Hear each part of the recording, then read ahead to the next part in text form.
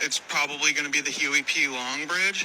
The Huey P Long Bridge, in my previous career, was a well-known and well-beloved bridge, and most people just don't know about the lore behind it. Like, so much so, if anyone was even in the vicinity of it, you would have to tag it or at least make it be known that you're near it. It's kind of an odd joke, but I digress. This is a map illustrating the length of the Mississippi River, and in New Orleans, the Huey P Long is a bridge that crosses the Mississippi River. It does rail and car. Named after Huey P Long, which he was considered a controversial figure because he critiqued and criticized FDR at the time. And here's a speech he gave. According to the tables which we have assembled, it is our estimate that 4% of the American people own 85% of the wealth of America, and that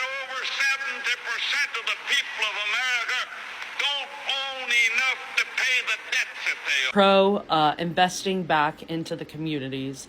He was anti-hoarding wealth. He tried to push for a wealth hoarding tax, and he was just very into infrastructure, hence why the Huey P Long Bridge was named after him.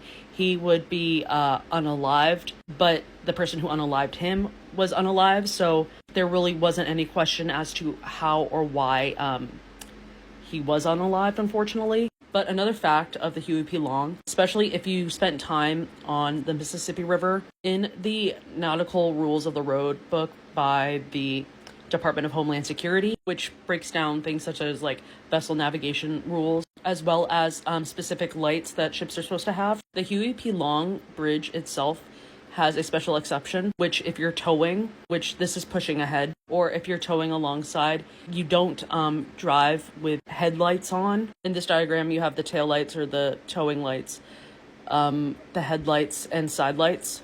And if you're above the Huey P Long, you do not navigate with headlights on. Why is that? I don't want to go deep diving into a CFR to figure it out, but it's an interesting fact that most people don't know about.